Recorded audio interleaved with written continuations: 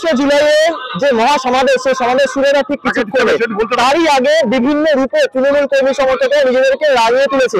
বর্তমানে আমি দাঁড়িয়ে আছি এমন একটি দলের সঙ্গে, যেই দলে একজন নিজেকে তৃণমূলের যে পতাকা, যে প্রতীক, সেই প্রতীকে সে শাড়ি পরেছেন, তার হাতে রয়েছে লক্ষ্মীর ভান্ডারের যে টাকা, সেই টাকা এবং লক্ষ্মীর ভান্ডার।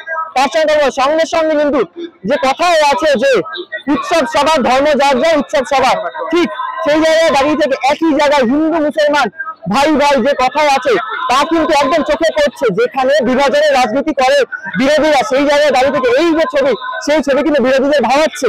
আমি তার সঙ্গে কথা বলবো যে এই সাজের কি কারণ?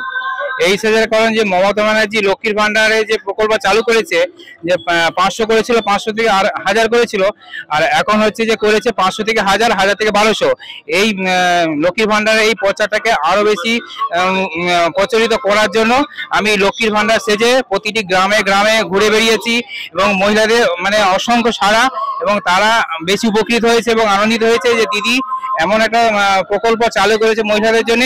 মহিলারা খুবই উপকৃত হয়েছে এবং মহিলারা চাইছে যে আমরা স্বামীর হাত থেকে কোনো হাত পাতে হচ্ছে না, দিদির এই প্রকল্প দেওয়া টাকা আমরা পেয়ে খুবই খুশি এবং আমরা সংসারও যেমন খরচ করতে পারছি এবং আমাদের ছেলে মেয়েদেরও পড়াশোনার সামগ্রী কিনে যেতে পারছি। ওরা থেকে এসছে না, কবে এসছে? আমরা বেরিয়েছি ভোর 3টে থেকে বেরিয়েছি ঘাটাল থেকে, এবং ঘাটাল পৌরসভার 14 নম্বর ওয়ার্ড থেকে।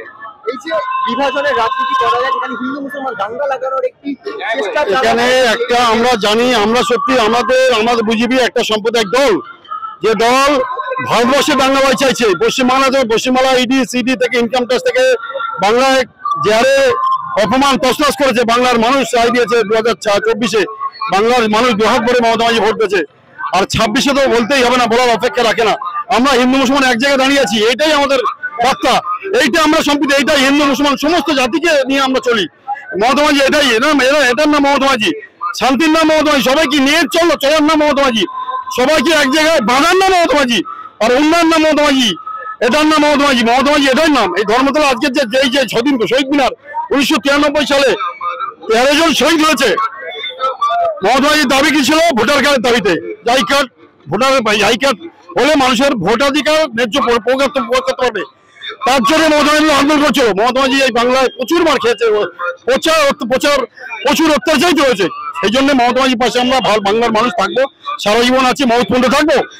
আর আমি 26-এ এটাই বলবো, মমতা ব্যানার্জি মানে শান্তি, মমতা ব্যানার্জি মানে উন্নয়ন, মমতা ব্যানার্জি মানে লক্ষ্মী ভান্ডার, মমতা ব্যানার্জি মানে কৃষক বন্ধু, মমতা ব্যানার্জি মানে শুভশ্রী, মমতা ব্যানার্জি মানে কন্যাশ্রী, শুভশ্রী, বাংলার অসংখ্য প্রকল্প যা উন্নয়ন করেছে মমতা ব্যানার্জি সম্ভব। আগামী দিনে লক্ষ্মী ভান্ডার বাড়বে, আমরা আশা করি বাড়ুক। আর বাংলায় আমরা শান্তিতে আছি, হিন্দু মুসলমান সবাই,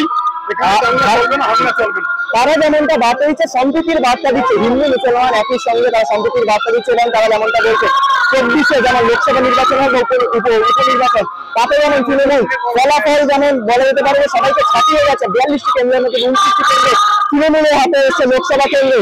তার আশা করছে 26-এ যে বিধানসভা নির্বাচন হয়, সেই নির্বাচনে কিন্তু তৃণমূল ভালো ফলাফল করবে, এবং যে বিরোধী দল যে বিভাজনের রাজনীতি করার চেষ্টা করে, দাঙ্গা লাগানোর চেষ্টা করে, তা কিন্তু কোনোভাবেই তারা সফল হতে দেবে না। আজকাল দাস।